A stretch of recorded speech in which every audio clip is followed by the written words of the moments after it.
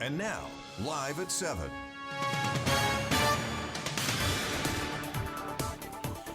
ආයුබෝවන් සියලු ශ්‍රී ලාංකිකයන්ට එකට සිට නැරඹිය හැකි එකම මධ්‍යස්ථ ප්‍රවෘත්ති ප්‍රකාශය Live at 7.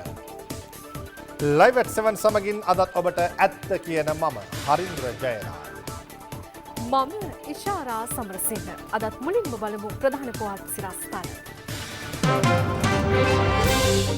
අද මධ්‍යම රාත්‍රියේ සිට දුම්රිය වර්ජනයක්. සාකච්ඡාව අසාර්ථකයි. අද මධ්‍යම රාත්‍රියේ 12 සිට දින දෙකක සංකේත වැඩ වර්ජනයකට එළඹීමට සියලුම වෘත්ති සමිති තීරණය කරනවා. සිලෝන් තව්හිද් ජමාත් මහලේකම්වරයා පාර්ලිමේන්තු විශේෂකාරක සභාවට. මීළඟ ජනපති ගැන හිටපු ඇමති රිෂාඩ් කියයි. කොන්ද කෙලින් තියාගෙන අපේ ආර්ථිකය දියුණු කරන්න පුළුවන් ශක්තිමත් ජනාධිපතිවරයෙක් ඕන. පාස්කු ඉරිදා ප්‍රහාරයෙන් පසු සුළු වැරදි සම්බන්ධයෙන් අත්අඩංගුවට ගත් අය ගැන ආරක්ෂක කවුන්සිලේ අවධානය. සහරාන්ගේ දියණිය මුදාගත් රණවිරුවාගේ මිනිසත්කම.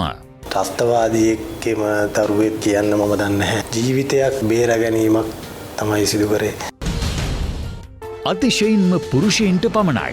මට රැට නින්දවත් යන්නේ නැහැ. නිදාගන්න ගියාම ලොකු කෙනෙක්ට තියෙන ප්‍රශ්න මට තියෙනවා. හතට කිව් කඳුළු කතාවේ දරුවන්ට පාසලක්. අද ඉස්කෝලේ ගියාද? කවුද උදේම ආව ඉස්කෝලේ කරගෙන යන්නේ?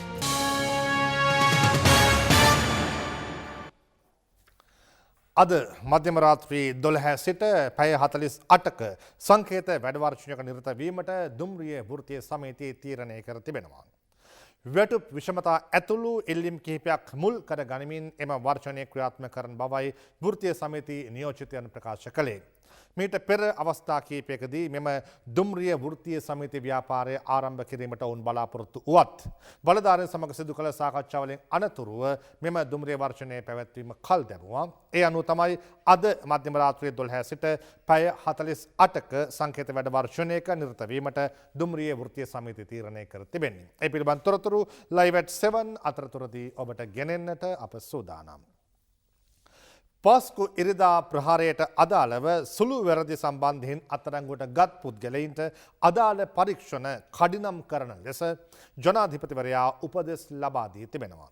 ජනාධිපති මාධ්‍ය අංශය නිකුත් කළ නිවේදනයක දැක්වන්නේ ඊයේ රැස් වූ ජාතික ආරක්ෂක කමිටුවේදී ජනාධිපතිතුමන් එම උපදෙස් ලබා දුන් බවයි.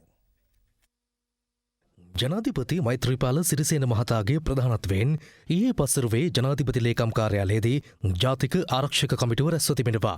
ඊට අග්‍රාමාත්‍ය රනිල් වික්‍රමසිංහ මහතා, කතානායක කරු ජයසූරිය මහතා ඇතුළු පක්ෂ විපක්ෂ ජ්‍යෙෂ්ඨ මැති ඇමතුරුන් රැසක් මෙන්ම ආරක්ෂක ලේකම්, ආරක්ෂක මාණ්ඩලික ප්‍රධානී, ත්‍රිවිධ හමුදාපතිවරුන්, බුද්ධ්‍යංශ ප්‍රධානීන්, පොලිස්පති ඇතුළු ආරක්ෂකාංශ ජ්‍යෙෂ්ඨයින් එක්ව සිටියා.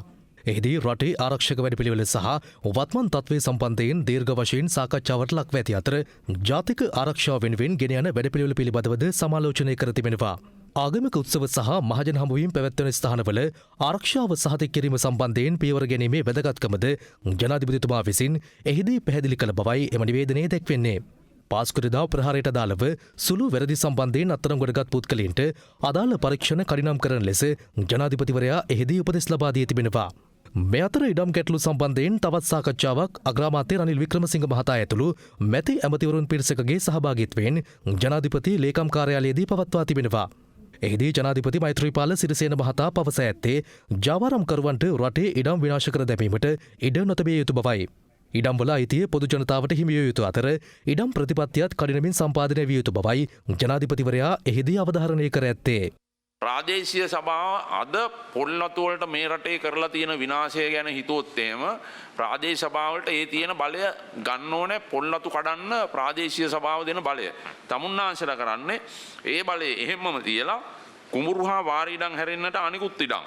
ඒ කියන්නේ පොල්ලතු තමයි. ඉඩම කඩන්න දෙන එක කරන්නේ. ඉතින් මේවා අගමැතිතුමා මේවා හොඳ නෑ මේ රටට මේ වැඩේ කරන්න. පල්ලි තියන අයට මේ ඉඩම් ටික ගන්න තමයි මේක ඔක්කොම හදන්නේ. මේක දුප්පත් මිනිස්සු නැති කරන වැඩක් මේක. මම දන්නවා ඔය ගම්පහේ මේ මිනිස්සු දිනයට මේ සමහර අය ඔක්කොම ආපෝකින් ඒගොල්ලෝ ගම්වල ඉන්නවා. ඒක වෙන අයට දීලා ඒක අපි කරපු වැරද්දක්. සංශෝධනයේට ප්‍රධාන කරුණු මම කියන්නේ එකක්. ඉඩම් භාවිතය පිළිබඳව නීති ඉවත් කිරීම බරපතල වැරද්දක්. භාවිතයට නීති තියෙන්න ඕනේ. මේ ඊළඟට මේ ප්‍රාදේශ සභාවලට මේ බලය දෙන්න එපා. මහා විනාශයක් කරන්න හදන්න ඔබතුමාලා ඉඩම් කඩන්න මේ බලය දීලා මේ පනතෙන්. හරිද? ඔක්කොම කෑලි කඩලා විකුණනවා. ඔක්කොම සේල් දානවා. ඔක්කොම සභාවල පුරව ගන්නවා. මගේ යෝජනාව මගේ ඔබ්සර්වේෂන් සියල්ලම පිළිගන්න ඕනේ. එහෙම නැත්නම් මට එකඟ වෙන්න බෑ. අද මධ්‍යම රාත්‍රියේ 12 සිට පැය 48ක සංකේත වැඩවර්ෂණයක නිරත වීමට දුම්රිය වෘත්තීය සමිතිය තීරණය කර තිබෙනවා. වැටුප් විෂමතා ඇතුළු ඉල්ලීම් කිහිපයක් මුල් කර ගනිමින් එම වර්ෂණය ක්‍රියාත්මක කරන බවයි දුම්රිය වෘත්තීය සමිතිය සඳහන් කරන්නේ. මා රැඳී සිටින කොළඹ කොටුව දුම්රිය ස්ථානයේහි හෝරා ස්තම්භයේහි වේලාව සටහන් වන්නේ පස්වරු 6 ලෙසින්. තවත් පැය 6කින් ඒ කියන්නේ මධ්‍යම රාත්‍රී 12 සිට කොටුව දුම්රිය ස්ථානයේ ඇතුළු සියලු දුම්රිය ස්ථානයන්හි දුම්රිය කිසිවක් දහවනය නොවීමට ඉඩ තිබෙනවා. ඒ කියන්නේ තවත් පැය 12කින් උදෑසන 6ට ඔබට දුම්රියෙන් කාර්යාල සඳහා පිටත් යාමට සහ දෛනික කටයුතු සඳහා පිටත් යාමට බොහෝ විට දුම්රියක් දැක ගැනීමට හැකියාව ලැබෙන එකක් නැහැ. ඊට හේතු වී තිබෙන්නේ අද මධ්‍යම රාත්‍රියේ 12 සිට දුම්රිය වෘත්තීය සමිති කිහිපයක් සංකේත වැඩවර්ජනයක් ක්‍රියාත්මක කිරීමට තීරණය කිරීමයි. අද දින ගරු මුදල් අමාත්‍ය මංගල සමරවීර අමාත්‍යතුමාත් කරන ලද සාකච්ඡාව අසාර්ථකයි. මම හිතන්නේ එහිදී මුදල් අමාත්‍යාංශයේ නිලධාරීන් අපේ සාධාරණ ඉල්ලීමට එකඟ වුණේ නැහැ. ඒ නිසා අකමැත්තෙන් වුණා අද මධ්‍යම රාත්‍රියේ 12 සිට දින දෙකක සංකේත වැඩවර්ජනයකට එළඹීමට සියලුම වෘත්ති සමිති තීරණය කරා. කෙසේ වෙතත් ප්‍රවාහන නියෝජ්‍ය අමාත්‍ය අශෝක අබේසිංහ මහතා සඳහන් කළේ තම අමාත්‍යාංශයේ දුම්රිය සේවකයින්ට පිළිගත හැකි විසඳුමක් ලබා දුන් බවයි.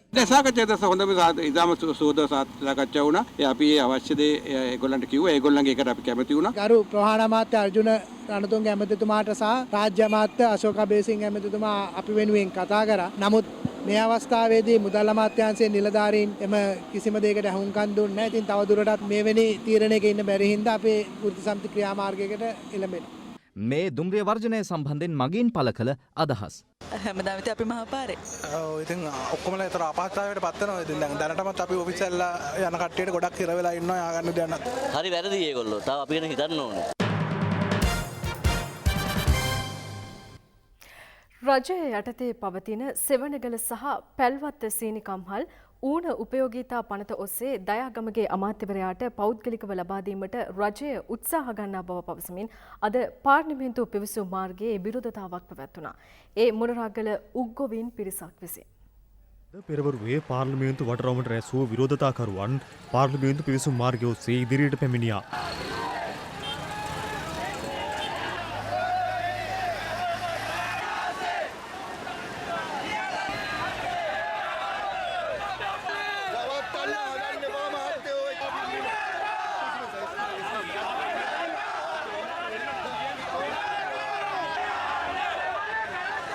පොලිස් මාර්ග බාධක යොදා විරෝධතාකරුවන් පාර්ලිමේන්තු පරිසරයට පිවිසීම වළක්වා තිබුණා.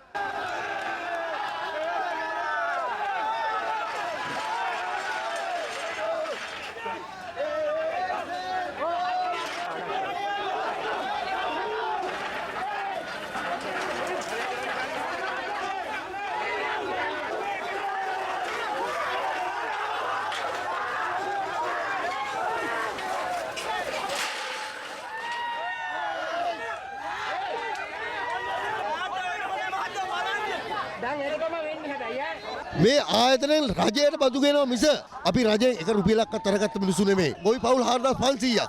සේවකෝ 1000කට අධිකයි. මේ සේවකෝ ගොවි දරතව අතරමං කරන්න එපා. මේ පනත සම්මත කරොත් එහෙම මෙතනින් එහාට අනිවාර්යයෙන්ම මල කඳන් 3-4ක් හරි මෙතන තියෙනවා. ඒක පැහැදිලිව කියන මොකද මේ වෙලාව ශ්‍රී ලංකා නිදහස් සේව සංගමය, ජාතික සේව සංගමය, අන්තර් සේව සංගමය, ප්‍රගතිශීලී සංගමය අපි හතරම එකට සහෝදරව වගේ ඉන්නවා. ජාතික සේව සංගමේ පාට බයිනවා. ජනතාව පාරට දාලා හිඟන්නු කරවන්න එපා. එහිදී නියෝජිතයින් 5 දෙනෙකුට පමණක් නවීන් දිසානායක අමාත්‍යවරයා සමග සාකච්ඡාවකට පැමිණෙන ලෙස දන්වා තිබුණා.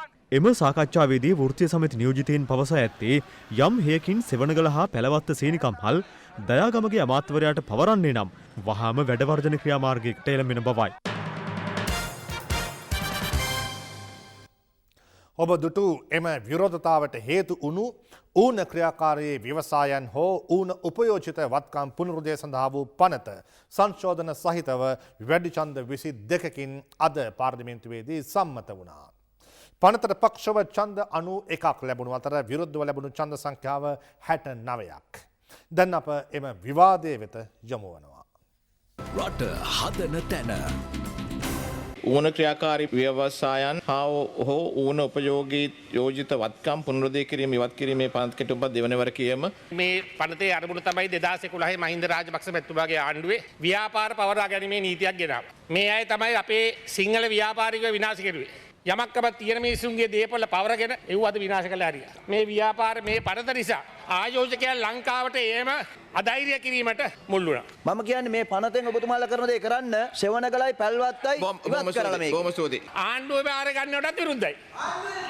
පෞද්ගලික ආශ්‍රය දෙනවටත් විරුද්ධයි. එතකොට කොහෙද මේක තියාගන්නේ? සෙවණගල පැල්වත්ත සීනි කර්මාන්ත ශාලා දෙක දයාගමගේ ව්‍යාපාරික මහත්මයාට එතුමාට දෙන්න බෑ. මේ පනත තියෙයි. දැන් මේ පනත ඉවත් කරගත්තම භාණ්ඩාගාර ලේකම් යටතේ තියෙන දෙයක් දෙන්න පුළුවන්. ඔක තමයි ඇත්ත කතාව. මේ විරෝධය පාර්ලිමේන්තුවේදී වැඩක් වෙන්නේ නැහැ. ඔබතුමාලගේ ඔලු ගෙඩි ගාණෙන් මේක සම්මත කරයි. හැබැයි මහ ජනතාව ඉදිරියේදී මහා පාරේදී මේක පරද්දනවා. සහතිකයි. තව මාස කිහිපයක් ඇතුළත ආණ්ඩු පෙරළිගෙන් පස්සේ කුමන නීති රීති ගෙනාවත් මේ ආයතන නැවත රජයට පවරාගෙන වන්දි විරහිතව වන්දිගේ තොරව කරනවා කියන ප්‍රකාශය කරන ඒ නිසා අපි රජෙන් ඉල්ලීමක් කරන ගරු අගමැතිතුමාගෙන් මේ අපරාධය කරන්න එපා. මේ රට කාලා නැති කරලා ඉවර වෙලා ඇයි තවදුරටත් මේ වගේ කරන්නේ? අපි වගේ සිංහල ව්‍යාපාරයෝ නැති කරන තමුන්නාන්සලට කවදාක්වත් හරියන්නේ නැහැ. ලෝකේ ඉතිහාසයේ කිසිම පාර්ලිමේන්තුවක මන්ත්‍රීවරයෙක්ගේ දේපලක් අනිත් මන්ත්‍රීවරු අත උස්සලා ගන්න පාර්ලිමේන්තුවක් කොහෙවත් ඉතිහාසයේ සඳහන් වෙලා නැහැ. එතකොට ලාභ ලබන ආයතන මේ රට විරුද්ධ න අපි විරුද්ධ න මිනිස්සු පාරේ න ඇයි ඔබතුමාලා මහජන විරෝධය මත විකුණන්නේ? සෙවණගල වොයිස් බැලන්ස් කරන්න කියලා කියපු දේවල් මොකවත් තේරුනේ නැහැ. මං කියපුවා ඔක්කොම ඇහුණා එතුමාට. ඇහුන් නැති විදියට එක්ක එතුමාට ඇහෙන්නේ නැති ප්‍රශ්නයක් තියෙනවා. අනිත් කට්ටිය ඔක්කොටම ඇහුණා. කතා කරන්න. සියලු දෙනාටම එක ලෙස සලකන ඍජු නායකයෙක් ඉදිරි ජනාධිපතිවරයා ලෙස පත්විය යුතු බව හිටපු අමාත්‍ය රිෂාඩ් බදියුදීන් මහතා පවසනවා. ඔහු සරණවාහිනිය සමග විශේෂ සම්මුඛ සාකච්ඡාවකට එක්වෙමින් මේ අදහස් පළ කළා.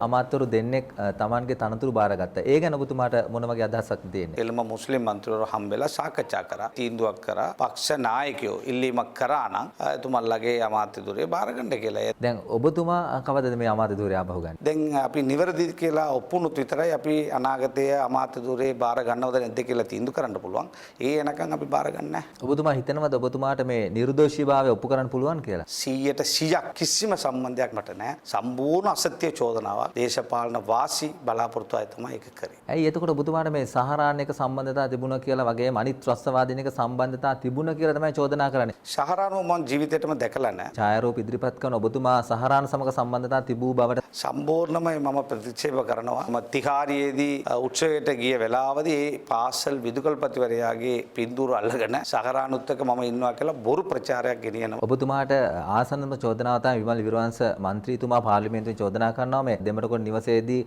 ත්‍රස්තවාදීන් දෙදෙනෙකුගේ නිවසේ බෝම්බයක් පුරාගත කාන්තාවක්. මේ කාන්තාව ඔබතුමාගේ මවගේ සහෝදරයාගේ දියණිය කියලා තමයි චෝදනා කරන්නේ. මගේ මවගේ සහෝදරයෙක් නෑ. ඒ අසත්‍ය චෝදනාවක්. ඇත්තටම ත්‍රස්තවාදයේ තුරන් ගන්න ඕන කියලා මතේ කතා කරා නම් එතුමා අනිවාර්යෙන් මට විරුද්ධව තියෙන සියලුම චෝදනාව අරගෙන ගිහිල්ලා පොලිසියට පැමිණිල්ලක් දාන්න ඕන. එතුමා දාලා නෑ. දේශපාලන වාසි වෙනුවෙන් තමයි එතුමා එච්චර කාලයක් කතා කරලා තියෙන්නේ. දෙමටකොඩ බෝම්බ පුරවාගත්තු ත්‍රස්තවාදීන් දෙදෙනාගේ නිවස ඉබ්‍රහීම්ගේ තාත්තා එතුමා ඔබතුමාගේ සමීපතමේ අර බෝම්බකාරයාගේ තාත්තා ඉබ්‍රාහිම් කියන්නේ වැදගත් ව්‍යාපාරික කෙනෙක්. එතුමා මාව 2017 වර්ෂයේදී ඇවිල්ලා කොළඹ ට්‍රේඩර්ස්ලාගේ ව්‍යාපාරයෙන්ගේ ප්‍රශ්න ගැන කතා කරා. ඒක මමත් එක්ක විතරක් නෙමෙයි. එතුමා හිටපු ජනාධිපති මහින්ද මහත්තයත් එක්ක හිටපු ඇමති කර්මාන්ත ඇමති GLP එතුමාත් එක්ක ඒ වගේම තව ඇමතිවරු කීප දෙනෙකුත් එක්ක එතුමා පින්දුර අරන් තියෙනවා. එතුමාත් එක්ක වෙනම පුද්ගලික සම්බන්ධතාවයක් මට නැහැ. එහෙම දිගින් දිගටම චෝදනා කරනකොට කවදා හරි දවසක හිතෙයිද දන්නේ නැහැ මේ ඇත්තටම අපිට චෝදනා අපිත් මේ ආයුධ අතර ගන්න ඕන ත්‍රස්තවාදී සම සම්බන්ධතා පාත් වෙන කවදා හරි දවසක හිතේද ඔබතුමාට ඇතුළු කණ්ඩායම? අපි මෝඩය නෙමෙයි. අපේ රට ගැන අපිට ආදරයක් තියෙනවා. මේ ත්‍රස්තවාදයේ කොච්චර අපිට කරදර දුන්නොත් ඒ සම්පූර්ණම තුරන් ගන්න උප්පරිම වැඩපිළිවෙලක් අපි යොදවනවා. ඉදිරි ජනාධිපතිවරණයේදී මොන වගේ කෙනෙක් මේ රටේ ජනාධිපතිවරයා විය යුතුයි කියලාද ඔබතුමා හිතන්නේ? කොන්ද කෙලින් තියාගෙන මේ ජාතිවාද අවසල රට විනාශ කරන්න නැතුව සියලු දෙනාටම එක විදියට සලකන අපේ ආර්ථිකය දියුණු කරන්න පුළුවන් ශක්තිමත් ජනාධිපතිවරයෙක් ඕන මේ රටට. මුස්ලිම් ප්‍රජාව නියෝජනය කරන ඔබතුමාලා ඇතුළු කණ්ඩායම එකම පක්ෂකින් මුස්ලිම් ජනතාව නියෝජනය කරමින් තරඟ කරන්න සහ කාට හරි සහාය දක්වන්න තීරණය කළා තියෙනවද? ජනාධිපති ඡන්ද එන වෙලාවදී අපි ඒ වෙලාව තීන්දුව කරන්න පුළුවන්. ජනතාව බෙදිලා ඉන්නේ. මේ හිත් යලි එකතු කරන්න මොන වගේ දෙයක්ද වෙන්න ඕන? ඔබතුමා අදහස් කරන්නේ මොන වගේ දෙයක්ද? ડોક્ટર ශාෆි වැරද්දක් කරා නම් ડોક્ટર ශාෆිට දඩුවම දෙන්න ඕන. මොහොමඩ් වැරද්දක් කරා නම් මොහොමඩ්ට වැරද්දක් ඒකට ඕන දඩුවම දෙන්න ඕන. මේක ජාතියටම දාලා මේ නිකන් මුස්ලිම් දෙමළ සිංහල කියලා ભેදයක් ඇති කරන වැඩ නතර වෙන්න ඕන. එම නැතුව 1983 දී හැම ජනතාවම මේ ත්‍රස්තවාදයට තල්ලු කරලා අපේ රට විනාශ වුණා. ඒ වගේ තැනකට තල්ලු කරන්නේ නැතුව අපි මේ වෙලාවේ හිටියට ආගමික නායකයෝ, දේශපාලන නායකයෝ, සිවිල් සමාජය ඔක්කොම එක මතේ ඉන්නවා මේ ත්‍රස්තවාදයට විරුද්ධව තමයි ඉන්නේ. එහෙම කරන්න නම් ශරියා නීතිය, මද්රසා පාසල්, හලාල් ඊළඟට විවාහ නීතිය අපි කවුරුත් එකම රටක ඉන්නවා නම් එකම නීතියක් ඕන කියලා ඔබතුමාට හිතෙන්නේ නැද්ද? ක්‍රිමිනල් පත්ත බලපුවම අපරාධ පත්ත බලපුවම සියලු දෙනාටම එක නීතිය තියෙනවා. දැන් ලංකාව තුළ උඩරට නීතිය වගේම මුස්ලිම් අයට මගුල් ගැන සමහර අපේ ආගම ගැන සමහර දේවල් මුස්ලිම් අයට කියලා තියෙනවා. ඒවායි මේවායි කලවම් කරන්නේ නැතුව අපි මේ අපේ මද්රසා ගැන මොනවාරි සැකයක් තියෙනවා නම් අධ්‍යාපන අමාත්‍යාංශයට මොනිටර් කරන්න ඕන. ඔබතුමා පුංචි පවුලකින් ආපු කෙනෙක් එකපාරට කෝටිපතියෙක් වෙලා මේ චෝදනාවට ඔබතුමා කොහොමද උත්තර දෙන්නේ? පාර්ලිමේන්තුවට ගිය 2001 වර්ෂයේ ඉඳලා හැම අවුරුදුම වත්කම් බැරකම් ප්‍රකාශය මම කරලා තියෙනවා. ඕන එක්කෙනෙකුට ගිහිල්ලා බලන්න පුළුවන්. පාස්කු ඉරිදා බෝම්බ ප්‍රහාරයෙන් පසු කල්මුනේ සයින්ද මරුදු ප්‍රදේශයේ නිවසක් තුළ මරාගෙන මැරෙන බෝම්බ පිපිරීමක් සිදු වුණා. නමුත් එහිදී පාස්කු ඉරිදා ප්‍රහාරයේ මරාගෙන මැරෙන බෝම්බකරුවෙකු වූ සහරාන්ගේ බිරිඳ සහ දියණිය නිරුපද්‍රිතව බේරා ගැනීමට ආරක්ෂක අංශවලට හැකියාව ලැබුණා. කාගේත් අවධානය දිනාගත් එම සිද්ධියේ කතානායකයා වුණේ මේජර් සජිත හේම කුමාර. සහරාන්ගේ දියණියට ඔහු පළ කළ මානුෂිකත්වයේ හේතුවෙන් අප ඔහුට ස්වර්ණවාහිනී මැදිරියට ඇරයුම් කළා. පසුගිය අප්‍රේල් මස 21 වෙනිදා සිදු වූ ත්‍රස්ත ප්‍රහාරයෙන් අනතුරුව කල්මුනේ සයින්ද මර්දු ප්‍රදේශයේදී ආරක්ෂක අංශ සහ ත්‍රස්ත කණ්ඩායමක් අතර ඇතිවුණු වෙඩි හුවමාරුවකින් පසු පිපිරි මාලාවක් සිදු වුණා. ඉන් 15 දෙනෙක් මිය ගියත් ත්‍රස්තවාදී කණ්ඩායමේ නායක මොහොමඩ් සහරාන්ගේ බිරිඳ සහ දියණිය තවදුරටත් ජීවත් වීමේ වරම් ලැබුවේ ආරක්ෂක අංශවල කාරුණිකත්වය ඔවුන්ට හිමි වූ නිසායි. සිය ගණනකගේ ජීවිත පිළිගනිමින් මිලේච්ඡත්වයේ පැතිරූ ත්‍රස්තවාදී නායක මොහොමඩ් සහරාන්ගේ දියණිය සහ බිරිඳ බේරා ගනිමින් සැබෑ ශ්‍රී ලාංකිකයින් තුළ වූ මනුෂ්‍යත්වය පිළිබිඹු කළ ඔහු මේජර් සජිත හේමකුමාර සුදුසිංහයි. සැබෑ පියකි දරු දහසකි. ඔහු අද උදැසන අද දවස වැඩසටහන සමගින් එක් වූ අවස්ථාවේදී ඒ අත්දැකීම පිළිබඳව විස්තර කළේ මෙලෙසින්. ළමයා අතට ගන්නකොට ඇත්තටම මගේම ළමෙක් අතට ගන්නව විදිහට තමයි මට ඇත්තටම දැනුනේ. එක කුසපන් සහෝදරයා මේ මාතෘභූමිය වෙනුවෙන් දිවි පුදනවා. එක්තරා වසරක. අපි සිහිපත් කරමු. අයියා නැති උනේ 95 වාකරේ ප්‍රදේශයේදී. පනිච්චංකානිවලදී. රෝඩ් ක්ලීනින් එකේ යනකොට තමයි නැතුනේ. දැන් ඔබ දයාබර පුතෙකුගේ සහ දයාබර දියණියකගේ දයාබර පියාණන්. පුතාට අවුරුදු 4යි. ඒ කියන්නේ අර ගත්ත ළමයාගේ වයසමයි. දුව ඇවිල්ලා අවුරුදු 8යි. දුවට වැඩිය පුතා කියන්නේ ළමයි වරන් ඉන්න කියලා. නංගි වරන් ඉන්න කියලා තමයි කියන්නේ. මේ මානුෂීය මෙහෙයුමේ වැඩිදුර තොරතුරු ලයිව් ඇට් 7 අපි ඔහුගෙන් විමසා සිටියා.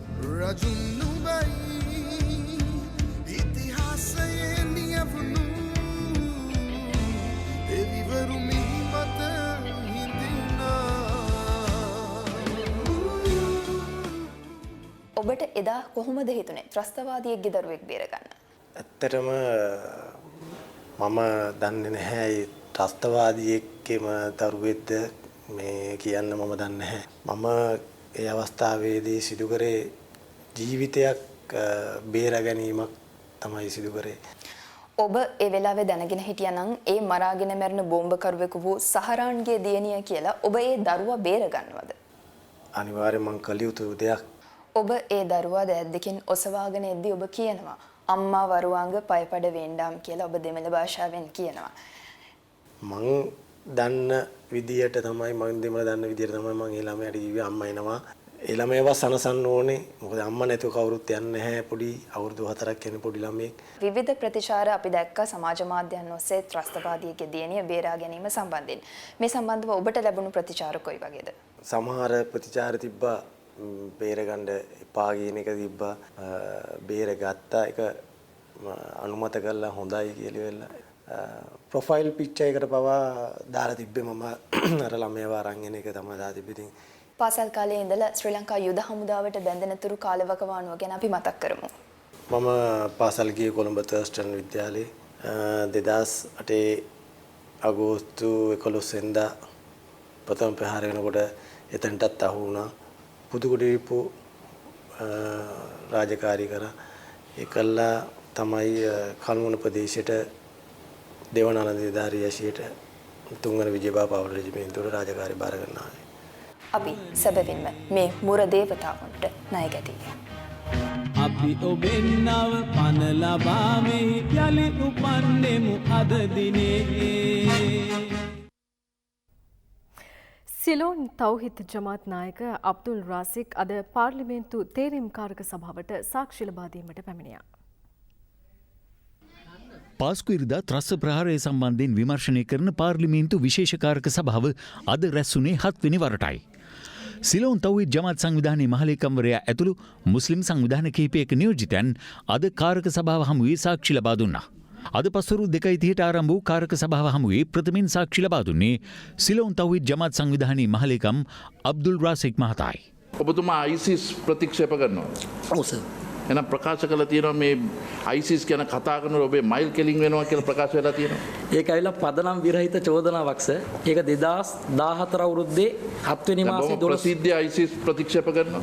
ඔව් මේකේ පැහැදිලිවම අවිආයුධ සන්නද්ධ පුද්ගලයෝ ඉන්නවා නම් ඔවුන් ත්‍රස්තවාදීන් කියලා අපි කියලා තියෙනවා. ඒ මේ කුර්ආන් පොතේ අපි පළ කරලා තියෙනවා සර් මුහුණු ආවරණය තහනම් කියලා.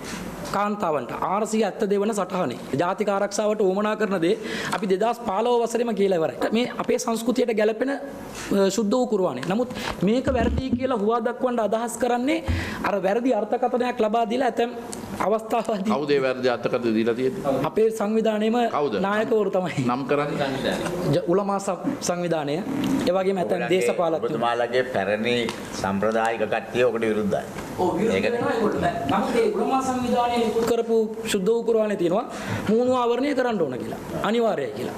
මොකද මූණු ආවරණය කරන්න ඕන අනිවාර්යයි කියලා තියෙනවා. සම්පූර්ණ ඔබතුමා ඔය වගේ ලස්සනට ඔය කියනකොට ඇයි අර වගේ අන්තවාදීට ගියේ ඔබතුමා? අන්තවාදීව කතා කරලා නැහැ. අනිත් ආගම් අගෞරව කිරීමේ වැඩ පිළිවෙල තමාගේ ආගම ලස්සනට නෑ මගේ ඉතිහාසයේ එක අවස්ථාවකදී සිදු වුණු වරදක් එක ගමනක් විතරද? එක ගමනක්. 2013 නේ වැරද කරේ. ඔව් 2013 නිවැරදි කරේ මොන අවුරුද්දද?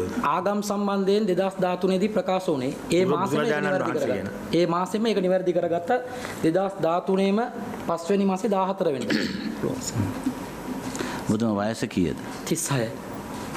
මේ ප්‍රචාරණය පටන් ගත්තේ කොයි අවුරුද්ද? 2001 වසරේදී. ඒ කියන්නේ කොයි වයස? මම A level කරන අවස්ථාවේදී. A level කරන අවස්ථාවේ ඔබතුමා ආගම විවේතක හැටියට මේ ආගම මේ පිළිබඳ දේශන පටන් ගන්නවා. අරාබි භාෂාව අධ්‍යයනය කිරීම සහ ප්‍රවර්ධනය කිරීම ඔබතුමාලගේ සංවිධානය පිළිගන්නවද?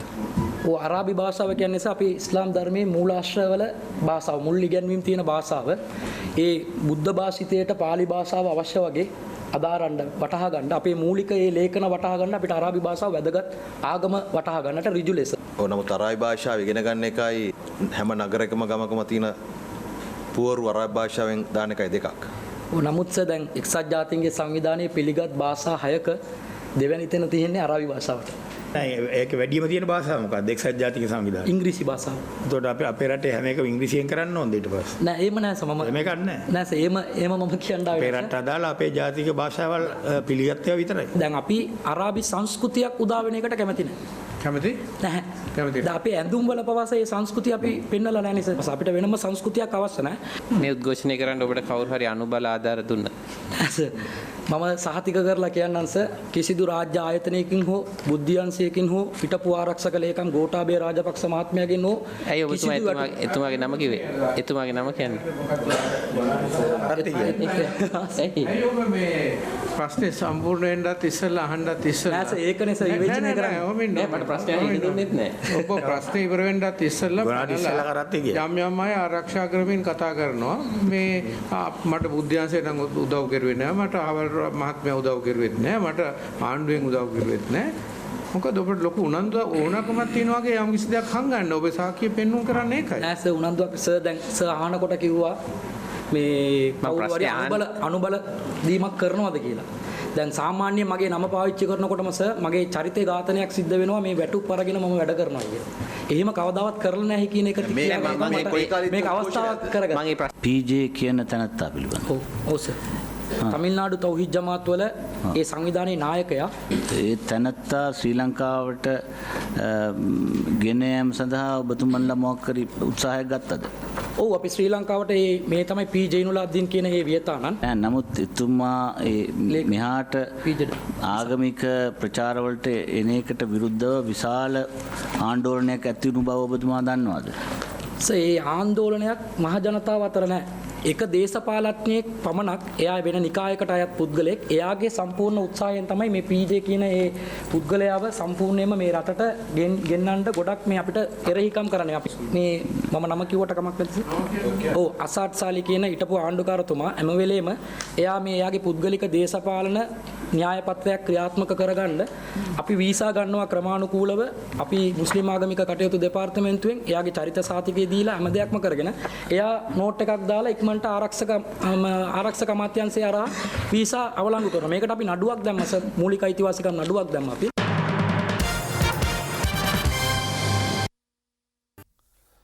මත් උවදුරේ දරුණු ගොදුරු බවට පත් වුණු පවුල්වල බොහෝ දරුවන් මේ වෙනකොට සමාජයේ සැඟවුණු චරිත බවට පත් වෙලා. මේ එවන් අනුවේදනීය කතාවක් උරුම වූ දිරිය දියණියකගේ පාපොච්චාරණයයි. මේ අතිශයින්ම පුරුෂයින්ට පමණයි. අතිශයින්ම පුරුෂයින්ට පමණයි.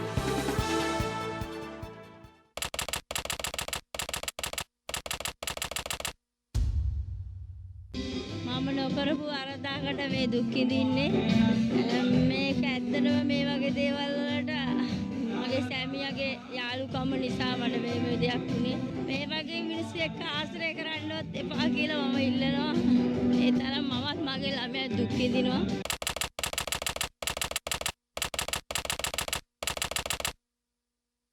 මම ඇත්තටම තනි වෙලා ඉන්නේ ගොඩක්. කිසිම විදියක සරණක් නැහැ මට.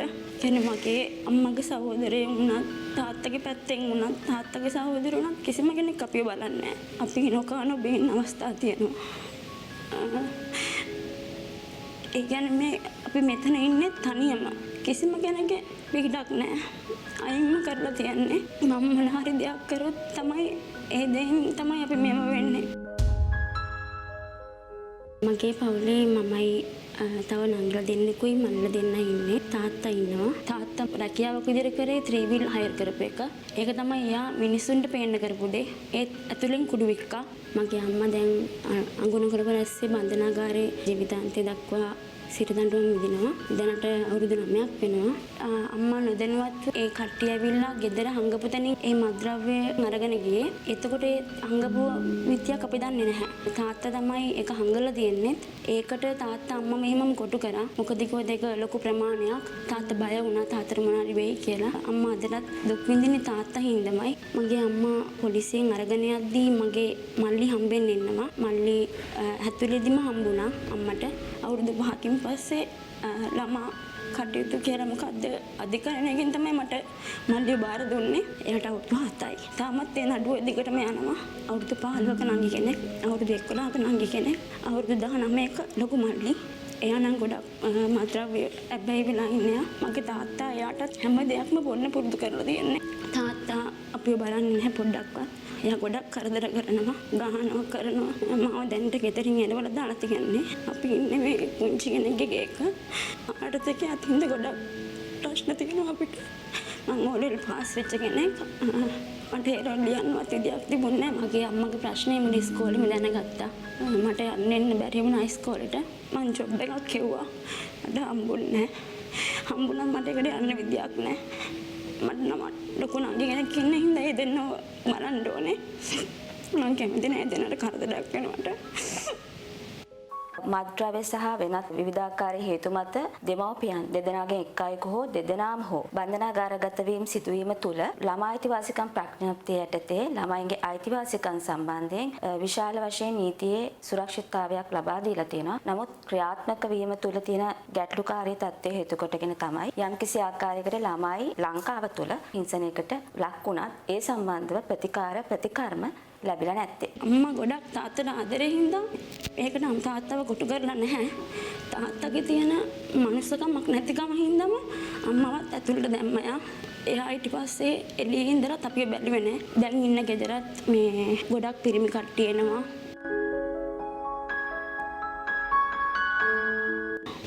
මම කොච්චර hina වෙලා සතුටින් ඉන්නේ නැද්වත් ඒක මගේ මූණේ නෑ. මම මේ බලෙන් ඉන්නේ.